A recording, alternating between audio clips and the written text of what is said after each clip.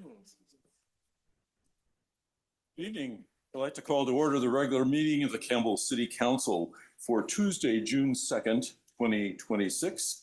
And we start with roll call. I'll ask the clerk to call roll, please. Councilmember Lopez. Here. Councilmember Hines. Present. Councilmember Scazola. Here. Vice Mayor Bybee. Present. Mayor Furtado. Present. I'd ask you to please rise and join me for the Pledge of Allegiance.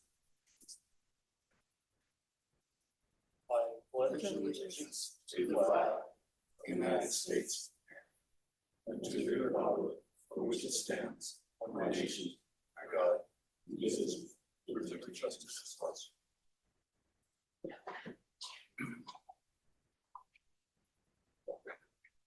Thank you. We do not have any special presentations and proclamations. I would like to take note of the fact at this time of the passing of National Football League quarterback Craig Morton. Craig and his family moved here at a very young, when he was very young. He attended Rosemary School, Campbell Middle School, Campbell High School, and Cal Berkeley.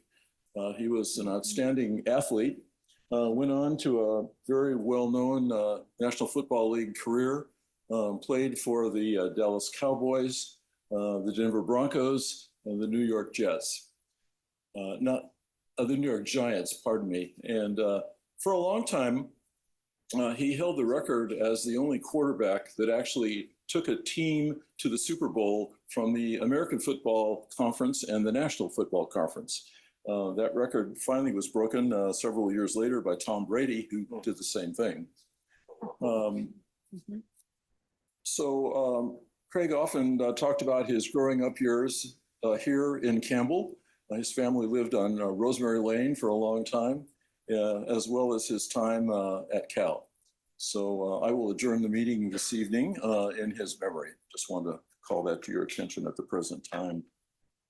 We have no communications and petitions, so therefore now we go to oral requests.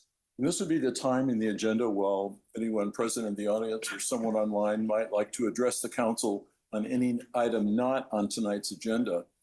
And if you care to do so, you would have 2 minutes to speak and I request you fill out a card, although you're not required to.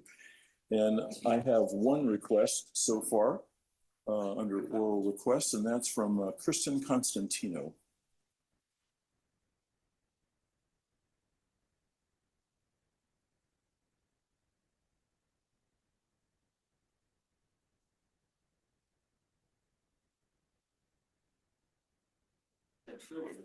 There we go. My name is Kristen Constantino. I'm a real estate broker here. And I have a listing that's at 715 Cambrian Drive in the Campbell Village neighborhood. You were set on your agenda to hear the ordinance of SB 450 for the irregular lot splits. So I was planning on being here this evening. However, it has been postponed again to July. And so I was wondering if it's possible that I might be able to get this property on your radar because it does qualify for the urban lot split. It is a 715 Cambrian Drive. It is a 19,000 plus square foot parcel with an 80-foot frontage. And it would ultimately fall within that irregular lot within the city. So I'm just asking if I might be able to leave this and show my support for the ordinance of SB 450 and have you take a look at this and keep it on your radar for when I see you in July. Is that possible? Great. Great. Thank you very much for your time. Appreciate it. Thank you. Would anyone else like to speak under oral requests? And do we have anyone online?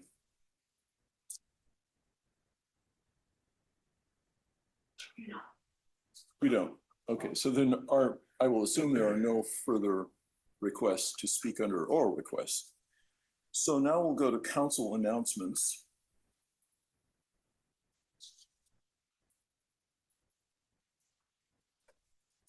Okay. The announcements are as follows. The Campbell Community Center offers convenient pay-as-you-go flex fitness classes designed to fit your schedule. With flex fitness You can choose the classes and the days that work best for you, whether you want to attend a single class or multiple sessions each week.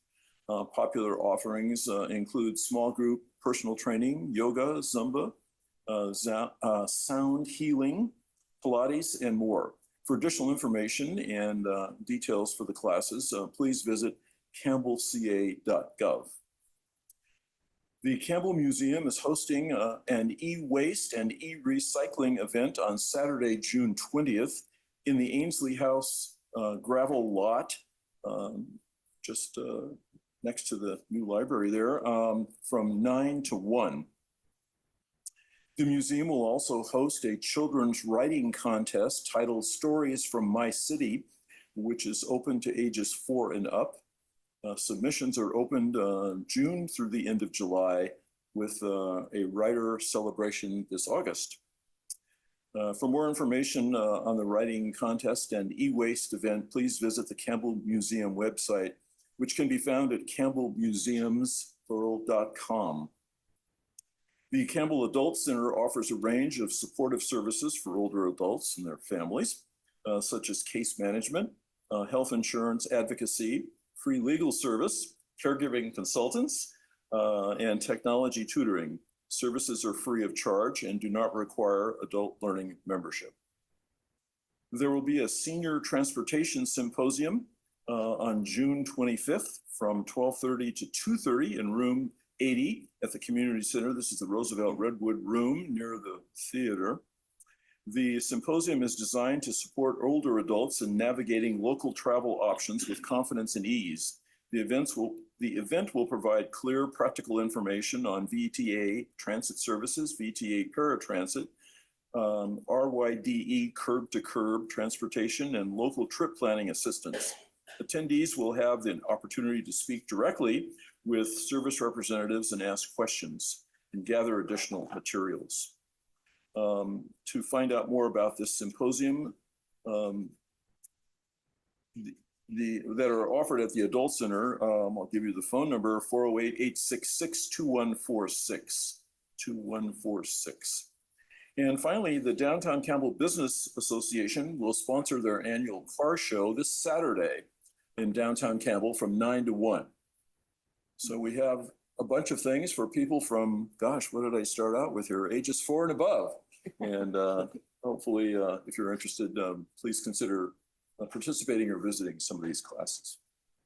So that includes the council announcements. Now we move on to the consent calendar. These are items 7.1 to 7.7 that the council will take as a single item of business unless a member of the council, a member of the staff, or a member of the public would like us to pull an item for further discussion. Does any member of the council wish an item pulled for further discussion? Any member of the staff, any member of the public? Seeing none, we'll move ahead with the consent calendar. Vice Mayor Bybee. I'd like to make a motion to approve the consent calendar items 7.1 through 7.7. I'm sorry, 7.6. No, I'm 7.7. 7.7, yes, okay. I'll second. Motion by the Vice Mayor, second by Councilmember Hines. Roll call, please. Councilmember Lopez. Aye. Councilmember Hines. Aye. Councilmember Scazola. Aye. Vice Mayor Bybee. Aye. Mayor Furtado. Aye. Okay, moving right along here. We now move to item number 8, which are public hearings and introduction of ordinances. And we will start with item number 8.1.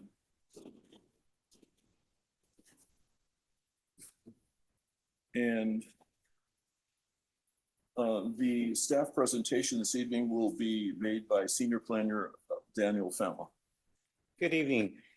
Before you is a ordinance to extend the city's interim ordinance that implements locally the Starter Home Revitalization Act. As the council may recall, you adopted a ordinance on April 21st that readopted the provisions of the ordinance adopted last year with a revision to when an application must be, a property must be deemed vacant. The change required vacancy to be established at submittal of the application rather than at a point later in time as the prior version of the ordinance had allowed. Now, that ordinance had a 45-day initial approval period. The council considered an extension at May 19th. Unfortunately, I did not have 4 affirmative votes to extend it. So that ordinance is set to expire on June 5th.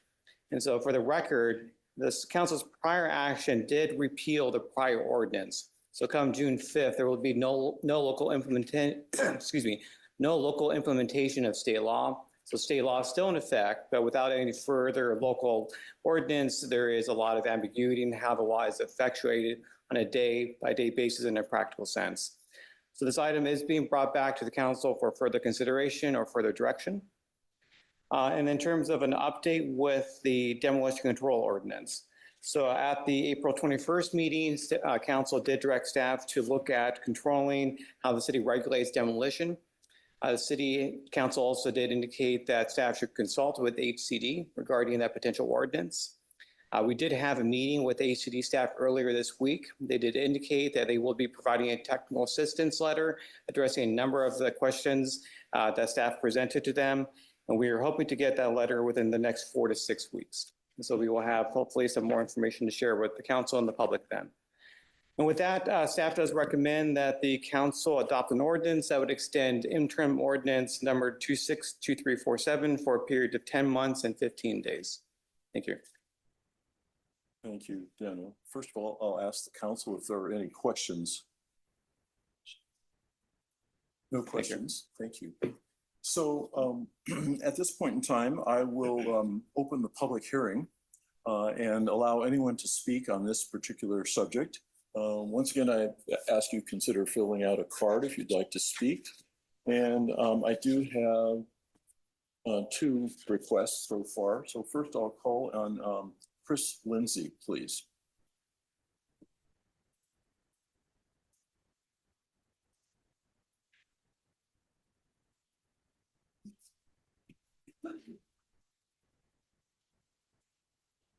It's all right.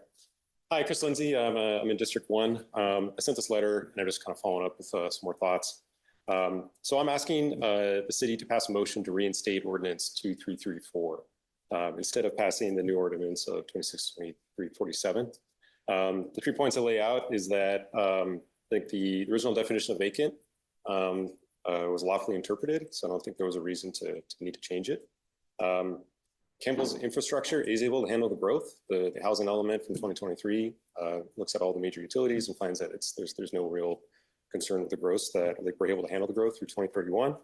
And also there are Campbell residents who want to see starter homes built in Campbell. I'm one of them, and there was multiple people that spoke going back to April 21st and subsequent meetings that spoke in favor. There is a couple projects within a block of me, one's across the street, and that's something that me and my family welcome. We like to see the growth in Campbell. I have to point out that a lot of the opposition to starter homes just came from one neighborhood in District 5. It's Vice Mayor Bybee's district. And so I just asked the rest of the council members take into account the wishes of their constituents. So with all that, I think that's the reason I'm asking for ordinance 2334 to be reinstated. If the council desires to continue with the new ordinance, interim ordinance of 262347, I guess I have to ask, what is the rationale for doing so? This is something I'd like to hear is in deliberation. The legal and infrastructure concerns have been addressed, and there is public support for starter homes in Campbell. Furthermore, I have to note that recall that SB 1123 is an expansion of SB 684, and a major purpose of SB 1123 was to promote starter homes in single-family home zones. And this, looking back to April 21st, this council responded to that by instead proposing a demolition ordinance with kind of the directly expressed intent of going against that. And there was a statement that if a single-family home is torn down, there needs to be a single-family home that replaces it.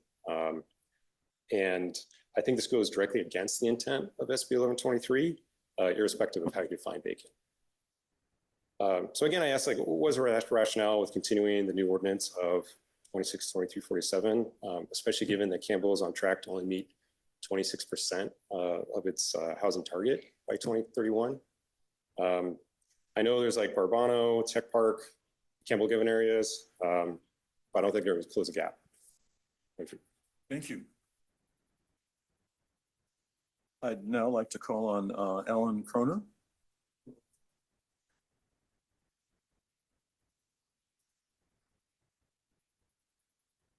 Everybody, Mr. Mayor, council members. I just wanted to report some good news and say thanks to a couple people. First of all, thanks to Mr. Eastwood. One thing Rob told me he could do is talk to the developers and see if they might be able to work with us. And I'm from 1197 Audrey Avenue, so there was a starter home project right behind me, 1170 Steinway. Well, on May 15th, my wife got a knock on the door, and it was Alpha X. And to our surprise, they said, we've heard you, and we're going to scrap the starter home project at Steinway, and we're going to build something that harmonizes with the neighborhood.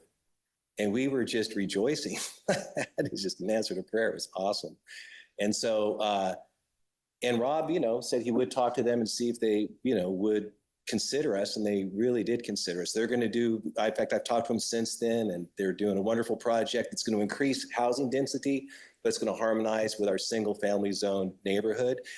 And yeah, I would just encourage you to be on that track. I don't think we have to have conflict in Campbell. We can have a win-win. Like, we're all for starter homes in multifamily zoned areas and where they're appropriate. And we're also for increasing density in single family zoned areas in a way that harmonizes with the neighborhood. So let's just all love each other and get along. And yeah, and thank you for the steps you've been taking. Thank you. I have no other cards. Would anyone else in the room like to speak on this subject, 8.1? Yes, please come forward.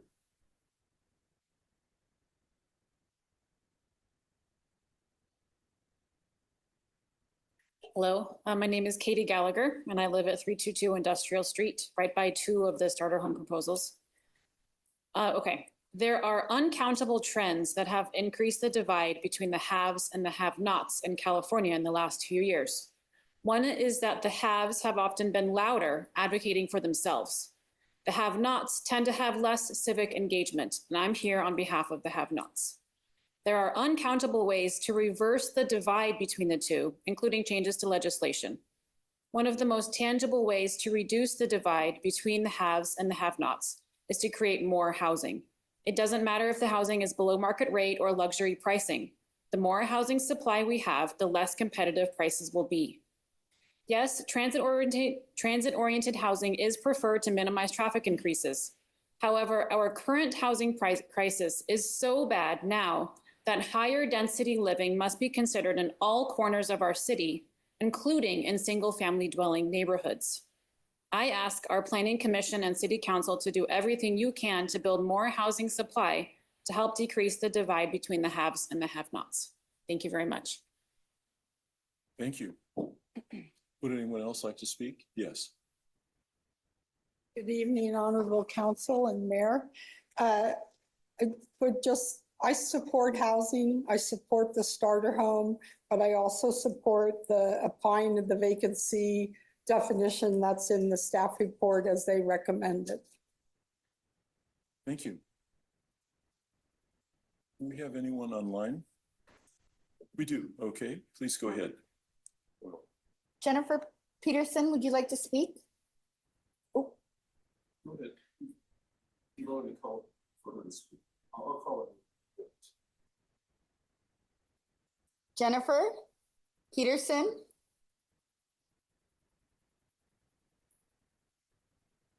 Have their hand raised. Apparently not.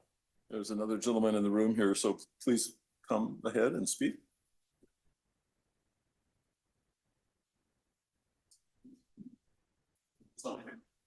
Good here? Yeah. Hey, thanks for letting me address you again. So this comes down to a pretty straightforward issue around, where the HCD is going to land on the state, on the guidance that's been requested by the staff. And so I'm just here to tell you that I think that the proposal that was made to wait on the HCD feedback is the right way to go here. This is not a grandstanding issue where it's housing, haves, have-nots, and all these politically charged, type comments.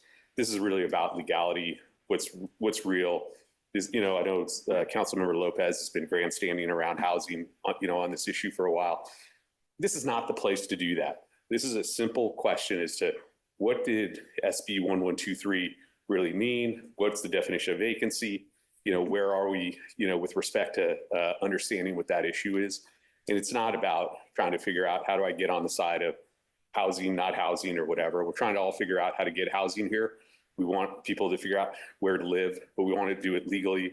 We want to do it in a way that we all understand what the rules are. And so I endorse the opportunity to hear what the HCD says, inform us about what it is that we need to take into consideration as we're making this decision, and not make this call based on trying to figure out how to deal with housing or more, broad issues that could affect us all. So that's where we're at. Full endorsement of the request that is stated. Thank you.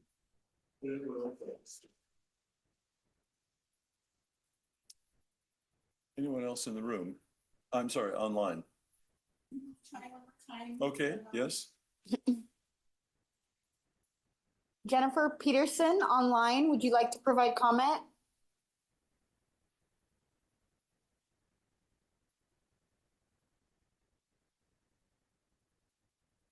I guess not.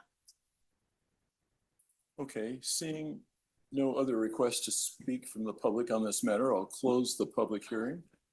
And I'll bring the matter back to the council for comments and discussion. So who would like to start?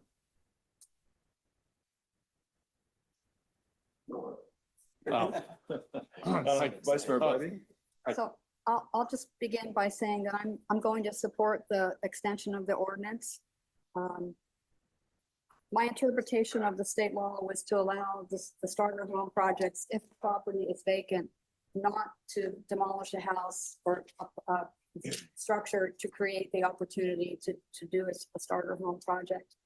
I fully support more housing, affordable housing, where appropriate. I believe that this law is just one more opportunity to allow housing in areas in the city. And it's not just impacting District 5 and the Santa Monica area. It's going to affect all districts in the city. So for those reasons, I'm going to support the extension of the ordinance. Thank you. Councilmember Scazola. Thank you. I just wanted to echo Vice Mayor Bybee's comments. I agree wholeheartedly. In fact, I know personally I've been getting correspondence from not just constituents in my own district, but I've been talking to just people from all over Campbell. And I have not heard one person saying that, me personally, of course, that they want these massive projects in the middle of already established neighborhoods. So we're just trying to do things smartly. We're trying to preserve that small town feel of Campbell. I think this is the best way of doing it. Councilmember Hines. Yeah, thank you. I'm going to repeat the same sort of things that I said before. Hopefully I'm consistent in it, but navigating conflicting, competing, and complementary policies and programs around housing while maintaining our community feel is really the defining factor of our council today. And I think it's going to be our challenge that we need to be able to do. In that the city must follow the rule of law and implement the housing and directives that we get from Sacramento. So I think that's important. But then really to speak to housing, I had a very nice conversation with a neighbor recently who voiced that without more housing, we're locking out our children and grandchildren from living in Campbell. We have to build housing for them. And I continue to be pro-housing for them and others, and will be in support of this ordinance as well. Thank you. I will ask for what is the pleasure of the council? If the council were to adopt this particular ordinance, it would require a 4/5 vote.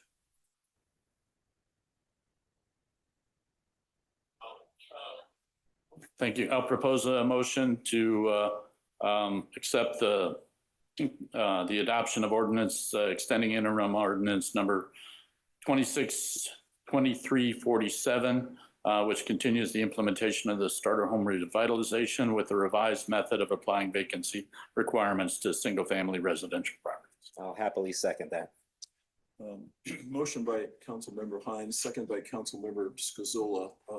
Roll call, please. Councilmember Lopez, No.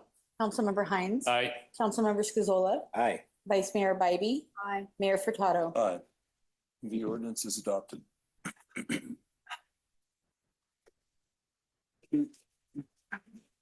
We now move to, One second. I'm sorry, you have to read the title of the ordinance. Please go ahead. Being an interim ordinance of the City Council of the City of Campbell, extending interim ordinance number 26-2347, which reestablished the urgency measures of interim ordinance number 2334 as amended to revise the method of applying vacancy requirements to single-family residential properties for continued implementation of the Starter Home Revitalization Act. I would move that further reading be waived.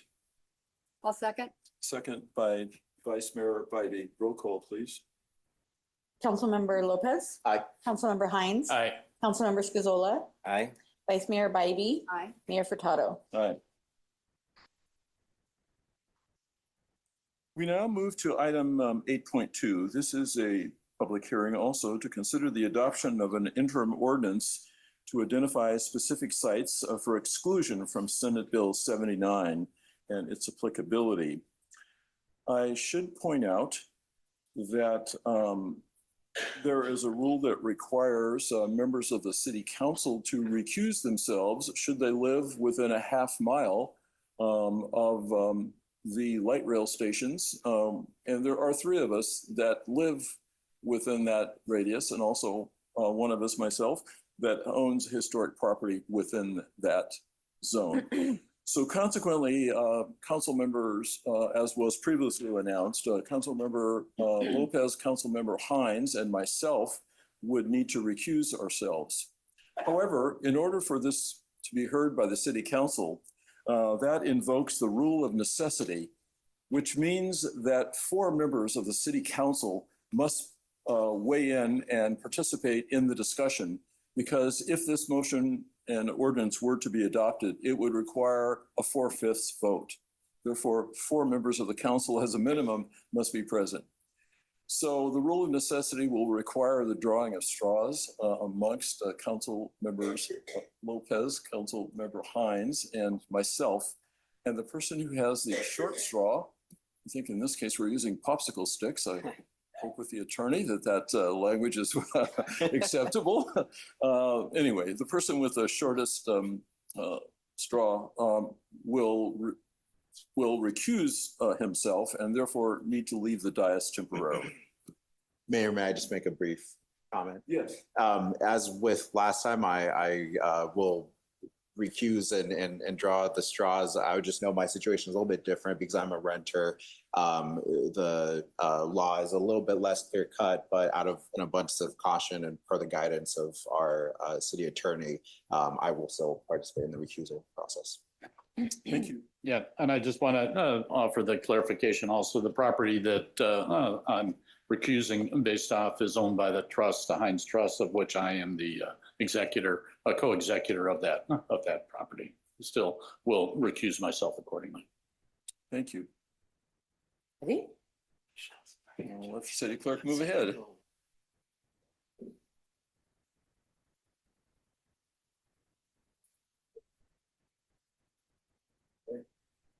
That's the shortest one. Oh, yeah. So, Councilmember Lopez.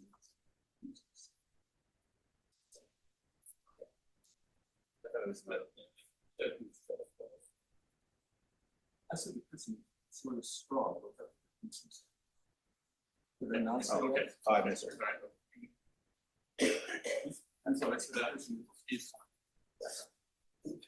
Yes, that I like. I understand it now. I'm sure that's what you said. Okay.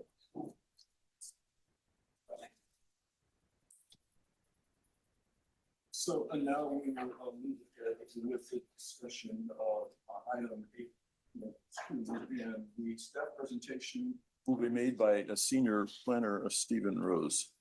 Thank you. Good evening. Mayor Furtado and members of City Council. The item before you is to consider the adoption of a new SB 79 interim ordinance. So just as a reminder, on March 24th of this year, the City Council adopted an ordinance excluding eligible sites from SB 79.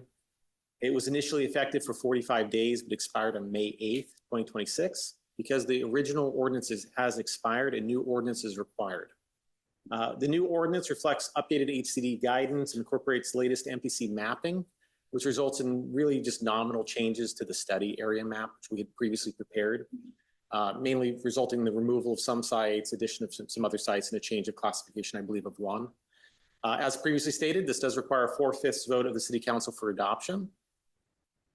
And as it is largely comparable to the prior ordinance, with the exception of those noted items, staff is recommending that the City Council adopt an interim ordinance as presented before you tonight. And that concludes staff's presentation. Thank you. So first we'll go and ask if there are any questions amongst members of the City Council. Councilmember Hines. Can you show the map again, that what would be excluded? I apologize for the size of it. This is not really reflected in the ordinance itself. It's just more of a material change due to the dots of the exact transit stops.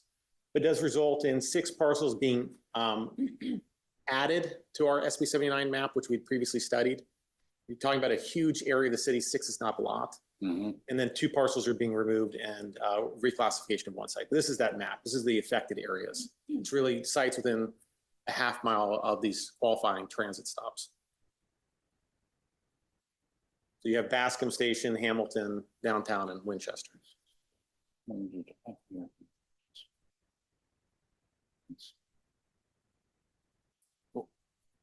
Where did the walking point come in? So that kind of goes back to, we had 2 eligibility criteria which were relevant to Campbell. One is you could exclude sites on the basis that they're historic, and the second is walk distance. So the walk distance is, we were measuring from those points, even though that those points did change based on the latest data from MPC, it didn't actually result in the additional removal of any sites from our prior walking distance analysis, because the changes are so nominal. So really what had been previously presented, the sites which were previously identified for exclusion on the basis of walk distance, those are the same as before. Okay, all right, thank you. Any other questions? Thank you, Stephen. This is a public hearing, so I will open the public hearing in case anyone from the audience would like to speak on the measure. Susan?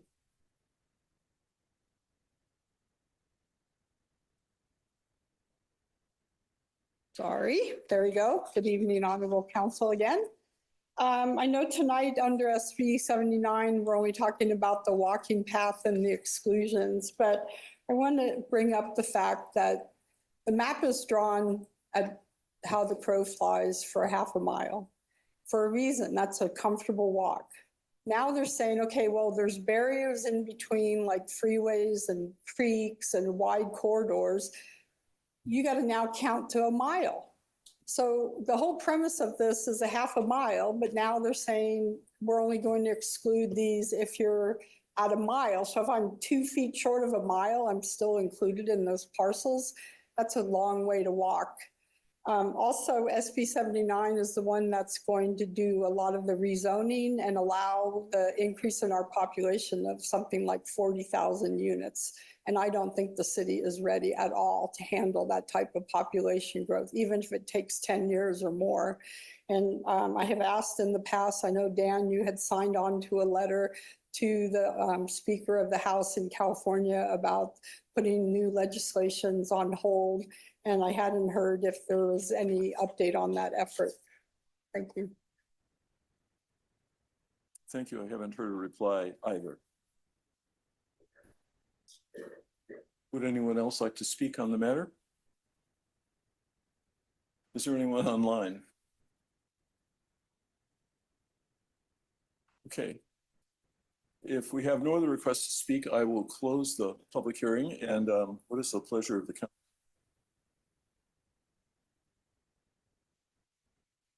I'll just Councilmember make the same comment as before, that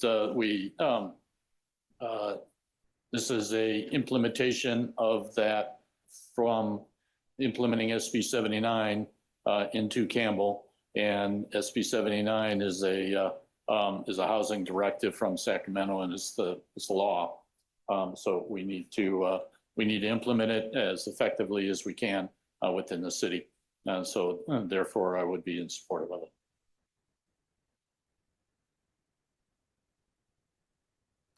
Vice Mayor Bybee? I'm also going to support it. We need guidelines in place in order to effectively implement our state law. Yeah, Councilmember. thank Yeah, you. so- Sorry. yes. Yeah, I mean, it's difficult, when you hear the potential of 40,000 new units, it's like, that's absolute insanity. And obviously that's the worst case scenario. And I hope that we can continue being smart about, working with developers and our neighborhoods and keep Campbell as much as possible. We all, like we've been saying previously, and we've always been saying this, that we all want more housing, especially affordable housing.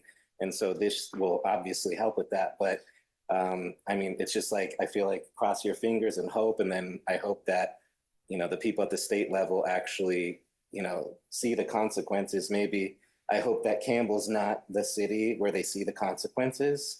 And I think that most of us here in council are in belief that we need affordable housing, but we need to do it in a much smarter way.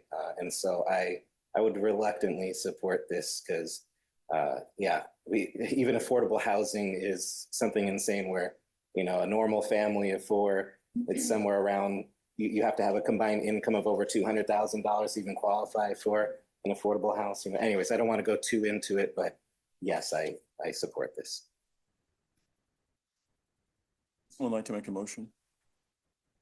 I'll make a motion to accept the staff's recommendation for the ordinance identifying specific sites for exclusion from Senate Bill 79, applicability amending section 21.2.020.e, the Campbell Municipal Code to clarify the applicability of state and federal preemptions to the zoning code, including as related to the implementation of Senate Bill 79, amending the zoning map to add a reference to historical structures of merit and authorizing submittal to the California Department of Housing and Community Development, HCD, for statutory review.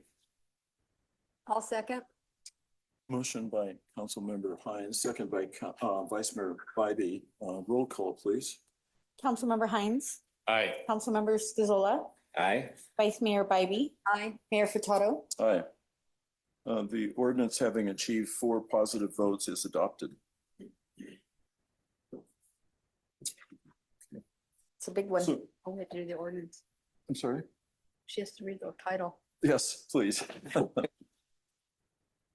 Being an interim ordinance of the City Council of the City of Campbell identifying specific sites for exclusion from Senate Bill 79, applicability, amending section 21.02.020.e, conflicting requirements of the Campbell Municipal Code to clarify the applicability of state and federal preemptions to the zoning code, including as related to the implementation of Senate Bill 79, amending the zoning map to add a reference to historic structures of merit and authorizing submittal to the California Department of Housing and Community Development for statutory review, file number PLN 2025-170. I'll move to waive further reading. I'll second. Motion by. And I can vote on this part?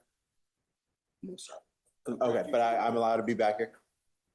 I probably grabbed you prematurely. No. I'm sorry. Okay, Get out of here. Yeah. okay. Motion by Councilmember Hines, second by Councilmember. Oh, I made the motion. I apologize. The motion by the Vice Mayor, second by Councilmember Hines. We'll call roll and start excluding Councilmember Lopez. Councilmember Hines, Aye. Councilmember Scazola, Aye. Vice Mayor Bybee, Aye. Mayor Furtado. Aye.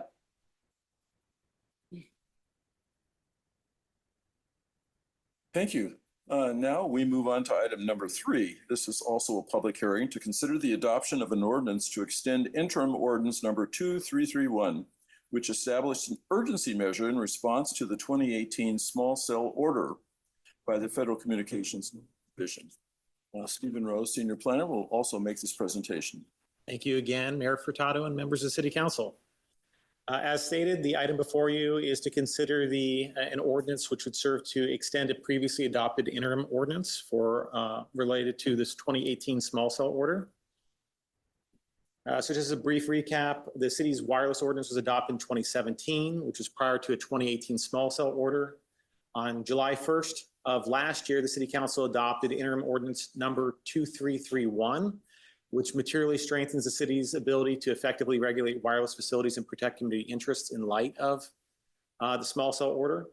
That urgency ordinance will expire on June 19th of this year, unless it's extended before you tonight. Staff has recommended a one-year extension to provide time to develop permanent regulations, which would be informed by stakeholder input. Just as a reminder, this would require a 4/5 vote of the City Council as a urgency ordinance. And with that, staff is also recommending that the City Council adopt the interim ordinance before you. And is available for any questions. Thank you. Any questions for Stephen? Yeah, Stephen, the same question I asked before. We had in Campbell Village District 1, a 75-foot tower that was being presented. What would this affect a reintroduction of that sort of request? So as the council previously established in its prior ordinance, it provides a distancing requirement from single family residential, I believe, of 200 feet. So in terms of the ordinance, it provides site preference and site location criteria. And among them, it will go from, a carrier would have to demonstrate that a more preferred site in the city's criteria would not be available. So they need to exhaust that first. And sites which are located within 200 feet of a low density single family site like that Union project had presented would not be a preferred site. So it would be very far down the list. They'd have to exhaust prior options before they could go there. Very good. Thank you. Any other questions?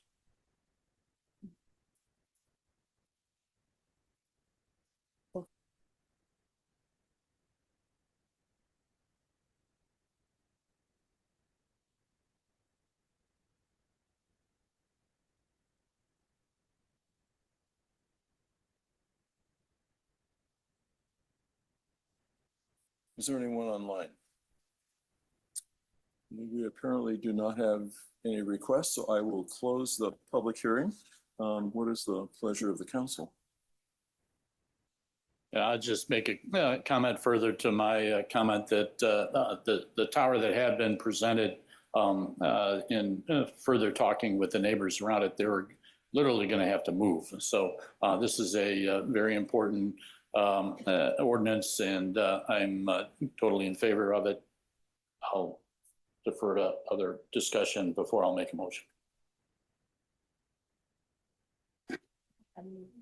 See no other requests, so did you want to speak? No. Okay, go ahead, please. I want to make a motion for accepting staff recommendation for the public hearing to consider adoption of ordinance extending interim ordinance number 2331, which established urgency measures in response to the 2018 small cell order by the FCC.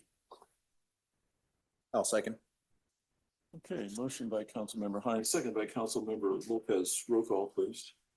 Councilmember Lopez. Aye. Councilmember Hines. Aye. Councilmember Scazola. Aye. Vice Mayor Bybee. Aye. Mayor Furtado. Aye.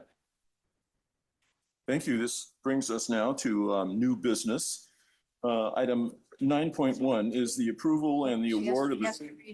There's an ordinance. I'll remember one of these days. I apologize. Please go ahead. Being an ordinance of the City Council of the City of Campbell extending urgency measures in response to the 2018 small cell order FCC 18-133 issued by the Federal Communications Commission, file number PLN 2025-50. Thank you. I will move to waive further reading. I'll second. Motion by the Vice Mayor, second by Councilmember Hines. Roll call, please. Councilmember Lopez. Aye. Councilmember Hines. Aye. Councilmember Scazola. Aye. Vice Mayor Bybee. Aye. Mayor Furtado. Aye. Sorry, my microphone was off, but noting for the record, that was an aye. Okay, so now we will move to item 9.1, and this is the approval of a new janitorial service contract for city-owned buildings. And the staff report will be presented by our Director of Public Works, Amy Olay. Good evening, Honorable Mayor and members of the City Council. Item 9.1 seeks City Council approval and award of a new janitorial service contract for city-owned buildings. Janitorial services at the Campbell Community Center, Heritage Theater, and City Park restrooms has a current contract that was executed by adopted by council in 2022, and can be extended for one additional year, so expires in 2027. But the contract that includes the janitorial services for City Hall, the Police Annex, Historical Firehouse Museum, Ainsley House, Carriage House, the Second Street Garage, and the City Service Center expires June 30th, 2026. So therefore, a new contract is needed to maintain services to these facilities and to incorporate the new police operations building. After a competitive request for proposal process, the impact group was selected. Staff therefore recommends the award of the janitorial service contract in the amount of $264,000 to the impact group for a one-year term with an option to extend 5 additional one-year extensions. And funding for these services is included in the building maintenance operational budget. So I'm happy to take any questions. Questions for Amy, the Vice Mayor? So this question may be redundant. I know I discussed it with the city manager yesterday, but I'm not sure if I asked it, whether or not the current provider has submitted a proposal. This is the current provider. We actually received 2 proposals, and this impact is our current. Okay, thank you. Is the funded amount, the proposed amount within budget? I know you said it's on the budget. Is it within the budgeted amount? It's what we expected it to be, and we have it programmed in the budget. Okay, thank you. Thank you. It appears there's no further questions. Would anyone like to speak on this matter? I don't believe anyone's online. Seeing none, we'll bring the matter back to the council for a motion.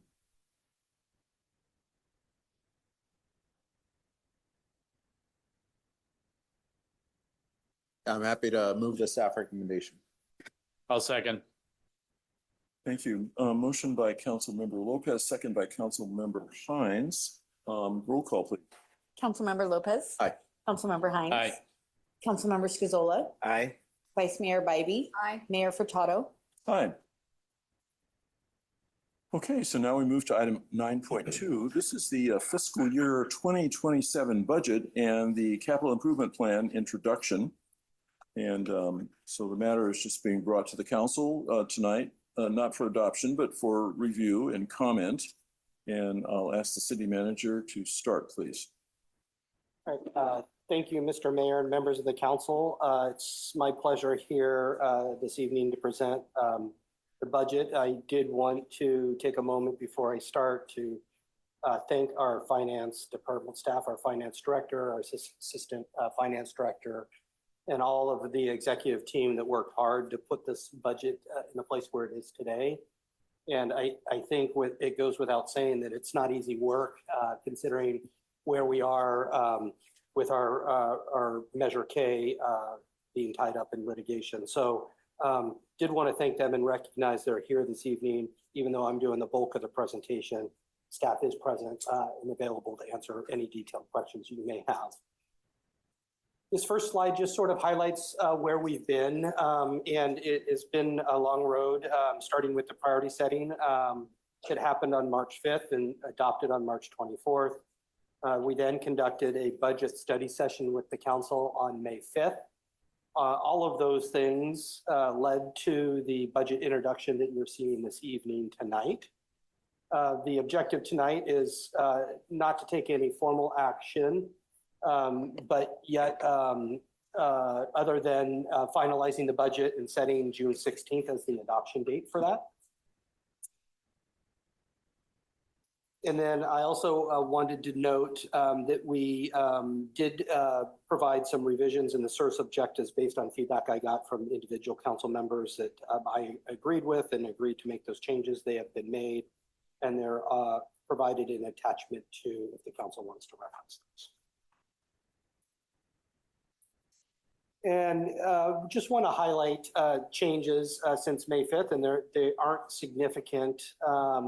But what we've done since then is completed the actual budget book, the digital budget book, which you can find online, is been completed, as well as the 7-year forecast. And there's a link that you see here where that is available. And then on top of that, last time when we talked about trying to balance this budget through strategic use of reserves, we've honed that amount.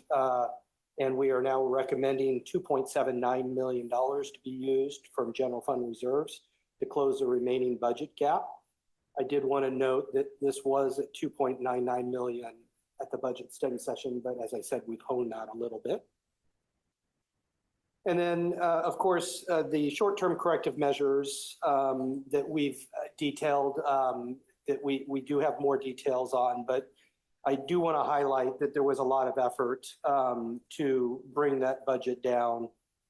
These are short-term corrective measures, don't get to the structural deficit that is in the budget, because the strategy here is to use reserves with the expectation that Measure K funds will be available prior to next year's budget. This slide highlights what those corrective strategies are that I just referred to bring this budget number down, including temporary hiring freezes with an estimated savings of 1.1 million, limited to no use of temporary staffing with an estimated savings of 300,000. And then, as I mentioned previously, use of the general fund reserves at $2.9 million. I'm sorry, $2.79 million. Here, I just wanted to highlight for you that the actual numbers, so we can see the context of what we're talking about when we're talking about use of reserves. That our revenues and expenditures for fiscal year 27 are proposed at $74,100,000. And you see they match here, which shows a increase of 5.6% from last year. I also want to highlight the assumptions that go into this, and I'm just going to read these quickly so council's clear what's being included and what's being assumed. This does not include any cost of living adjustments that are still being negotiated with labor groups. This does not include healthcare contribution rates that are still being negotiated with labor groups. It uses no permanent staffing additions or extensions except for several low-cost position reclassifications and upgrades. And I think at May 5th in our study session, we went through those with the council. And probably more significantly, it does not rely upon the use of Measure K sales revenues in this budget. As I alluded to, we're certainly expecting to have access to that money prior to next budget year. It does increase our annual unfunded liability payments to CalPERS of $630,000. It also increases our annual general liability and property insurance premiums of $115,000. And then contractually, our obligation to Santa Clara County Fire for the services they provide is an increase of $377,000 in this budget.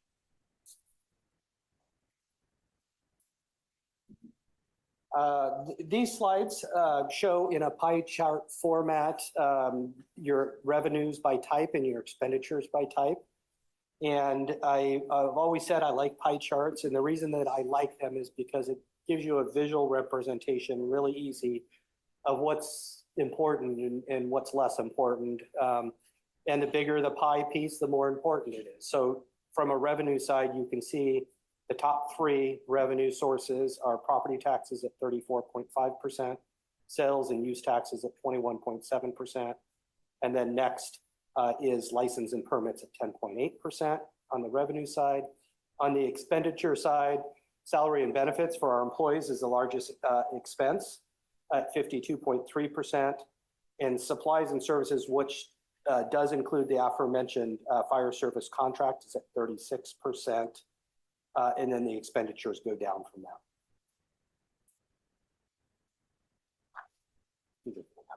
I think I was going to turn these over to our finance director to talk about the forecast, but I'll just cover them for the sake of being brief this evening. And this was developed after our May 5th study session, and it shows to you where we are. See the arrow in the middle of this chart. It shows budget, balanced budget in 2027. That's where we are now. And you can see that the green line, which is revenues, is going to dip below the red line in future years without the use of Measure K, which was intended to fix the structural deficit. You can also see that that structural deficit does start growing in 2028, estimated at 4.1 million, and as large as 5.2 million in the out years. And this long-range forecast also shows our general fund reserves usage. And the big caveat to this is assuming that nothing changes with the structural deficit that we have in the budget, also assumes that there's no Measure K usage, that if we keep relying upon reserves, you see that our reserve balance will quickly dip looking at fiscal years 2028 and beyond. And I think it's reasonable to acknowledge that the reserve balance is not going to dip below zero because you can only have a zero savings. But it does show you that trend line that will continue at a steep decline at the burn rate that we would be anticipating without Measure K. And then moving into the CIP, I want to recognize, as I mentioned earlier, our Assistant Finance Director, Norit Vong, is here and was prepared to present this slide, but I'm just going to present it to the council for a sense of brevity. But if there's questions on the CIP, we'll invite staff up to answer those. But it shows that we have the capital improvement plan of 75 million with new projects at 4.2 million and existing projects that have been previously approved at 71 million. And then projected expenditures for this fiscal year coming up at 7.1 million. And the only change really was since May 5th was the increase in the adult center renovation and relocation project by 200,000, and that is funded by park funds, park in lieu fees. And then lastly, and then I'll be glad to take questions, come to the recommendation that we get direction and feedback from the council. If there is anything yet that we have missed or any adjustments that the council deems appropriate this evening, we will do so before the June 16th date. And then we're asking the council by motion to establish June 16th as a date for a public hearing and adoption of the operating budget and the CIP, as well as the GAN appropriations limit. And so we would ask for that by motion.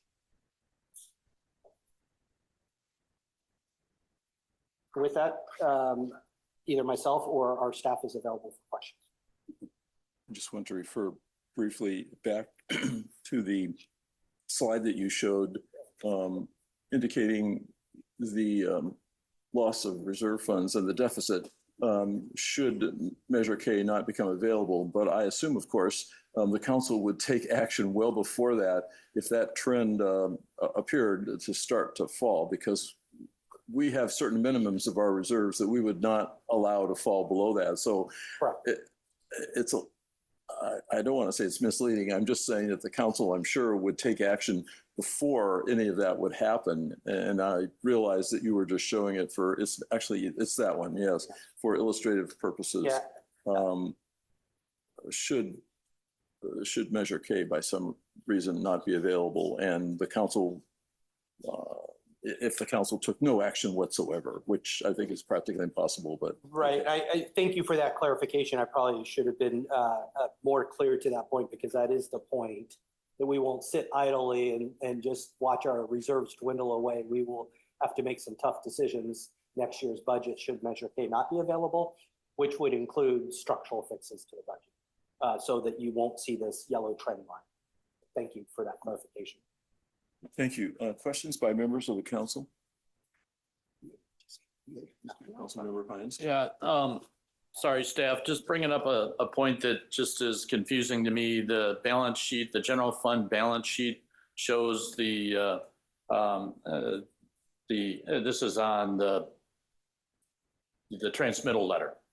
Or no, it's not on the transmittal letter, but it's the general fund balance sheet shows the general fund as the equal from 2026 to 2027. It's confusing to me that doesn't show a change when it's use of the general fund.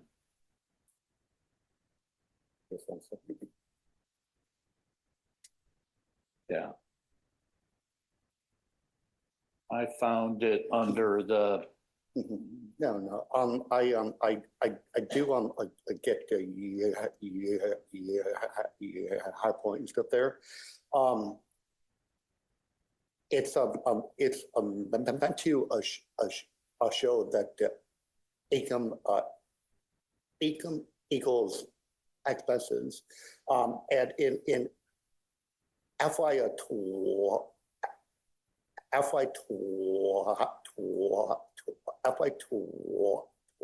26 and FY 27, there is a draw on the reserve funds, but it's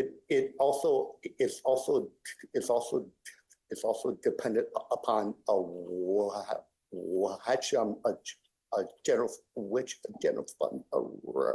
which general fund reserve accounts are in the total shown here. So let me go into the details to confirm, and also to I'll clarify that Mr. Moore. And when we come against for adoption, if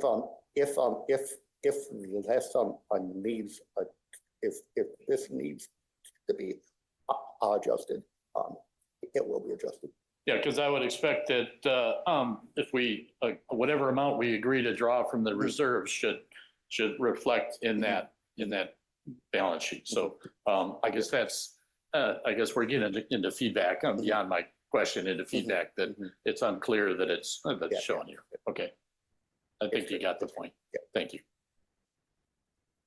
Thank you. I do have a request for public comment, so I'll call on Steve Saunders.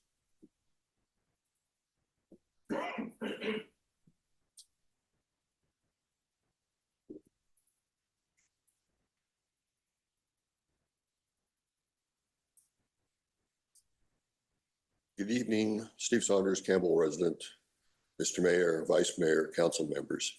As you noted, the general fund reserves graph, it caught my attention. Now, notwithstanding the obvious thing that you can't suddenly spend negative money, that's fine too.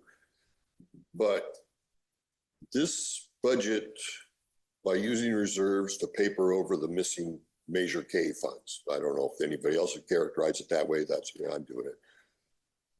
By doing that, when we get to next year, the 2028 budget, it looks like our reserve situation gets really precarious to employ the same strategy.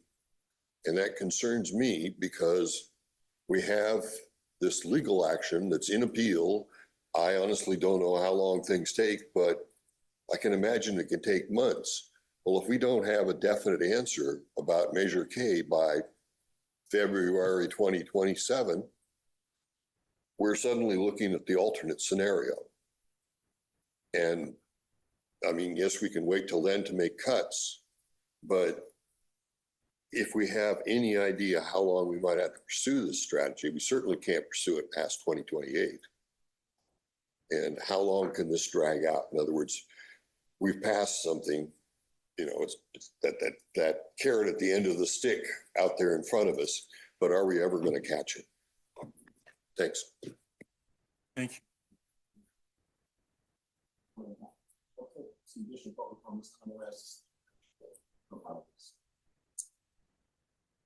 Thank you. Thank you again for letting me speak. So you have a 5-year look ahead in the CIP. You also have a feasibility study or a maintenance study that said there's $42 million in maintenance upgrades needed at the community center. You have certain projects on the 5-year look ahead, like fixing the bathrooms at the community center. The pool is on there, which is past failure and needs to be replaced. But I don't see anything in this 5-year look ahead of what's going to happen to this $42 million in maintenance and upgrades. I mean, City Hall, maybe not the same amount, but City Hall needs improvements. And I'm really just asking to start looking at this big chunk of money that's going to be needed. And at some point, maintenance needs to be evaluated and said, you know, maybe really new is better than fixing or repairing. And if you do fix $42 million, what else fails in that process and that timeline? So I really would just like to see the community center and also City Hall in somewhere in these 5-year projections. The pool came back, the pool was here, 6 years ago, 8 years ago. We knew that it needed $12 million. We knew it was failing, kind of drops by for the wayside, and now it is absolutely to the point of failure. I don't think you want to wait till the rest of the community center gets to that point. So I really just was asking for you to start looking at these big numbers of facility improvements and looking at the look ahead. You got sidewalks in here for the next 5 years and storm drains, but nothing about facilities. Thank you. Thank you. Anyone else like to speak on this subject? Seeing none, I'll just ask, I know the council has studied a number of these things in some of our preliminary study sessions. So it's not, these matters have not sort of lost their focus on us in the future, but I'll ask the city manager if you'd like to comment briefly. Yeah, just to the first speaker, I think that goes to the mayor's point about use of reserves. The strategy isn't to continue to use reserves on an ongoing basis. It's a one-time use this year with the strategy of either getting access to Measure K funds or making some serious cuts in the budget come next fiscal year so we wouldn't have to rely upon reserves.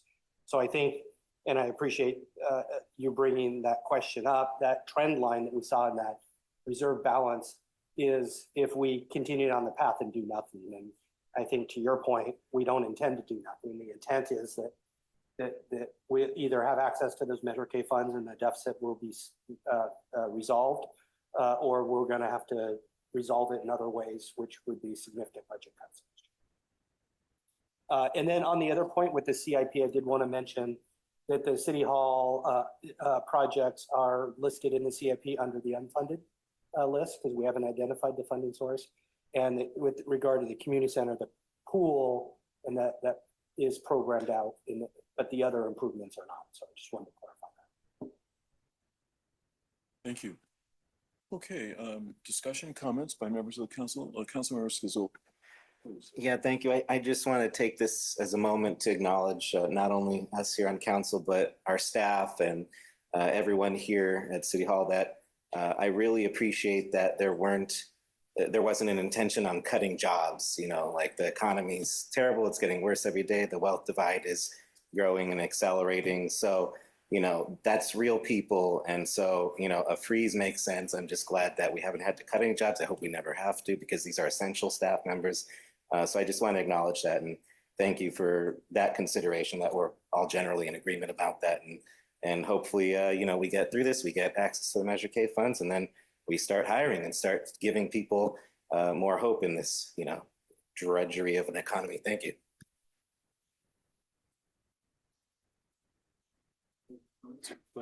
Yeah, I'm gonna take a point of that I've talked about before, that I think the draw of the reserves is way too high. That I think that we have to cap that at 2 million. And it's 2 million reserves, including the labor COLA and the labor healthcare. It was going to make some very hard decisions to move in that direction. But given the draw of the reserves, it sets us on a path that's unsustainable per the chart that we've been talking about without the Measure K funds. And we can't rely on, we need to be able to take action so that we're able to manage it. And when Measure K funds become available, great. But until then, I think we really need to be much more conservative in the use of the reserves, because it's unsustainable per the charts that's been presented there. And so I really strongly emphasize to the request, the $2 million max. In addition to that, that we're my favorite line item is the 101.5540.7458, which is the $200K fee that we pay to San Jose for 0 services. No services are being paid for that, and we're getting public works and public safety load from the buildings that are, drive down Bascom Avenue and you'll see them. That's putting a real load on us, and we really need to eliminate that. And so I would ask the council to consider both those points in there. Finally, looking at the CFD1, CFD1 is the funds that are purchased and being drawn. That's really today being used to fund the San Jose fee. So if that's still, it is. I know it goes into the general fund, but realistically, it's funding the San Jose fee, and I'd like to see the San Jose fee eliminated and the CFD1 fees, which is, I'm the only one on here that's paying into that. I'd like to see that put into public works for CFD, for CFD1. And then I didn't see the CIP for Santa Clara County Fire building upgrades. I think we should have a portion of that for CFD for Santa Clara County Fire, the buildings that we maintain and we manage. And then finally, we're going to get a request from Campbell Veterans Memorial Foundation for a small contribution to help them, and I'd like to see us support that. They're probably going to come in at about 25K. One final comment on the actions that we're taking. One of the sections that we have is sustainability, where we don't have any action in there.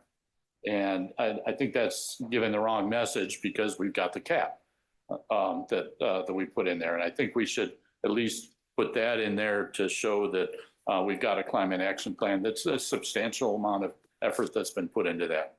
So thank you. Thank you for your time. Councilmember Scazzolo. Thank you. One moment. Okay. I just wanted to respond to Councilmember Hines. I mean, reserves are literally for emergencies, and we are in an emergency right now. And so I think it's a very appropriate time. I trust in staff that I know that they're, of course, trying to use the least amount possible. But I, from day one, personally, I've always wanted us to have the strongest reserves for situations just like this. I saw the storm clouds approaching, and here it is, and it's only going to get worse, in my opinion. So hopefully Measure K comes through again, but we need to use every penny that staff is asking for in this, in my opinion. This is the perfect time to use our reserves. If we don't use them now, it's going to cut some level of essential services for the community. So I fully agree with this budget, and it's a necessity, and I would not reduce the reserve amount that we're using here, that we're forced to use here to keep those essential services going. Thank you.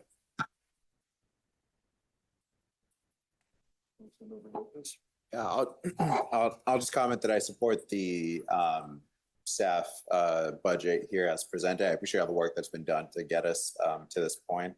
I'm not going to get too hung up on this, but I do think it makes sense to add the climate action adaptation work to sustainability, just so it's clear, because that's the high level that members of the public see. And just to address the public comment that we heard earlier about the use of reserves, I agree. We can't, in my view, this is not a strategy that we can continue beyond this year. So in terms of drawing down the reserves to cover the deficit, we have some slack in our reserves because previous councils have budgeted wisely, and so we're a good percentage above what the GFOA, the Government Finance Officers Association, recommends as a best practice, and we still will be after we draw down these reserves. But I don't personally believe we can continue to do this indefinitely. And so from my perspective, we are awaiting the resolution of the Measure K lawsuit. And if that doesn't happen, which as you rightly point out, is not something that's within our control, then we'll have to have some tougher discussions. But I think this is appropriate action to take for this year. Vice Mayor Biden. So I would just comment that it's, I just find it very unfortunate that our Measure K monies are being held hostage by one individual when our community overwhelmingly supported a measure to help us with this deficit and to increase our revenues. So I look at this as a stopgap strategy for 1 year. I'm not really a big fan of drawing down our reserves, but I feel like we're in a very fortunate situation that we have healthy reserves that we're able to draw down on them to address it as a stopgap. And I wanted to be clear that once Measure K settles, that there's a clear understanding that those reserves are going to be replenished and not overlooked.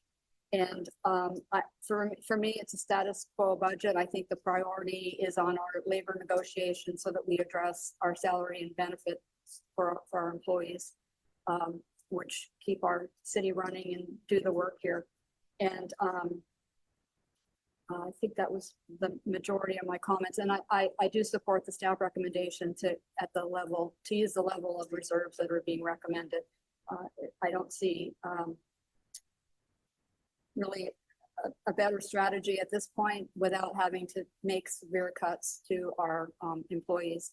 But also, and I'm hopeful that the Measure K lawsuit will settle sooner than later, but we really do need to be mindful that come December and mid-year that we really start planning for any major cuts to our employees and our services that we provide to the public. I would just comment myself also that as other members of the council have noted, the strategy that we're proposing for this year is a one-time strategy, and it's not something that we want to continue or can afford to continue. I agree that we only want to use reserves temporarily and for a short time special purpose use. I will say that all of this does enable us to continue a good quality level of services to the residents of the city, as we also continue to work very closely with our business community to support them as well, and to improve our business community and listen to what they have to say. I think we have been working on this for quite some time.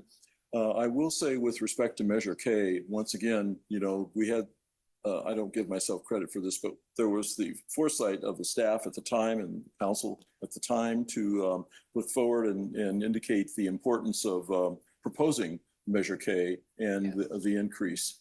And it was done, and we followed all of the rules of the state in this manner very carefully, but we followed all the rules.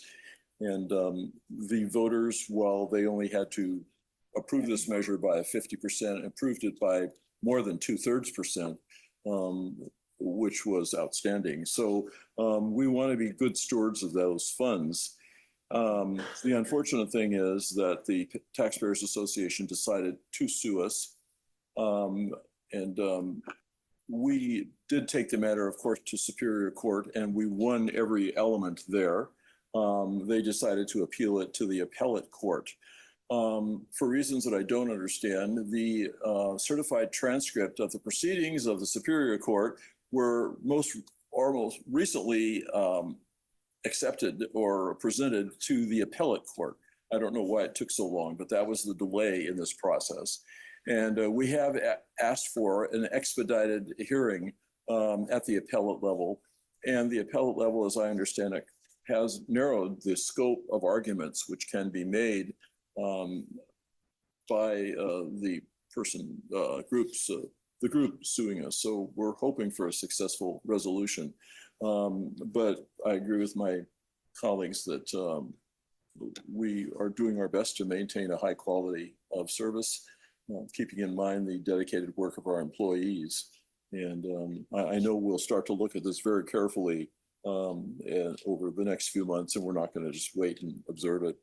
I will make one comment, Councilmember Hines. I know you're very passionate about the situation in our relationship with the city of San Jose. And the only comment I have to make is it's not something that we have discretion over.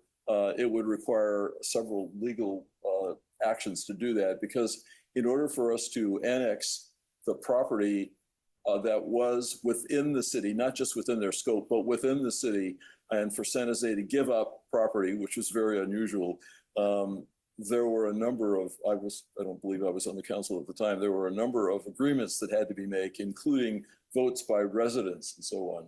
And that was part of the agreement. So to undo that would require some further legal action with the city. That is of San Jose. That is my understanding. So it's, at this point, it's not a discretionary matter on our part, but it's something that we could continue to look at and see about the lifespan of this thing and if it will change. So those are my comments. Yeah, thank you. I appreciate that, Mayor. And since I voted for it, I know exactly what the wording was. And the wording did not include $200K payment to San Jose. So, but I appreciate the consideration of future looking at it. Thank you. I do.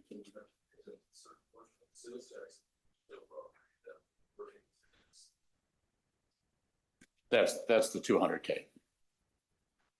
Yes. Any other comments by the staff? I know your intent is to bring it back on the 16th of June, our second meeting in June. Do you want us to formalize a request to do that? Yeah, a motion Okay. would be great. Just move staff recommendation would be appropriate. Okay.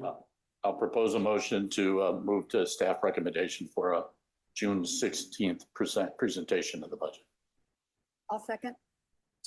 Motion by Councilmember Hines, second by Vice Mayor Bybee. Roll call, please. Councilmember Lopez. Aye. Councilmember Hines. Aye. Councilmember Scazola. Aye. Vice Mayor Bybee. Aye. Mayor Furtado. Aye. Thank you. So that we have no unfinished business, and now we move to council committee reports. Who would like to give some committee reports? Councilmember Hines. I'd love to give committee reports because it's really been enjoyable to be able to get involved with these.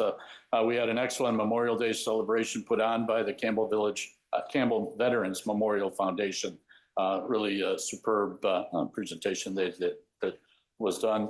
I attended the Santa Clara County D4 Town Hall by Supervisor Susan Ellenberg at the library. Very well attended and very good, hard topics about finances, but very good discussion. I participate, I'm in my new role as the Silicon Valley Clean Energy Finance and Admin Committee meeting. Good discussion there, again, on finances. And then attended a hazardous waste webinar put on by the the same consultant that manages our solid waste and recycling organization. And the complexity of hazardous waste is pretty phenomenal. And then I'm going to do a shout out to Aliyah. That's the new restaurant over downtown. I strongly encourage you just to look in and see inside. It's a upscale Greek restaurant. Aliyah actually means olive in Greek, I heard and understood. Great saganaki, great moussaka, and just a phenomenal ambiance. So thank you, Mayor. Thank you. Other reports, Vice Mayor Bybee. I also attended the Memorial Day celebration and also a museum board meeting. Thank you. Yes, Councilmember Lopez. Just a brief one. I was also at the Campbell Memorial Day Foundation. Thank you to Foundation for the great work every year to put that on. My main other one was a meeting of the Diridon Station Steering Committee, which is a multi-agency group with different transit agencies in the city of San Jose. So I was purchasing my VTA capacity, but it was particularly special because we heard from the widow of Rod Diridon Sr. Rod Diridon Sr. used to serve as a member of that very committee, and in fact was at our previous meeting, and so we adjourned in his memory, and all understood the charge, what it will mean to carry that work forward, given all the challenges, but the vast importance of creating the transit network that we need and deserve. Thank you. I attended the meeting of the West Valley Mayors and Managers. We do meet once a month. I will say that budget challenges for city budgets is not unique to Campbell. It extends to many cities, including our neighboring cities.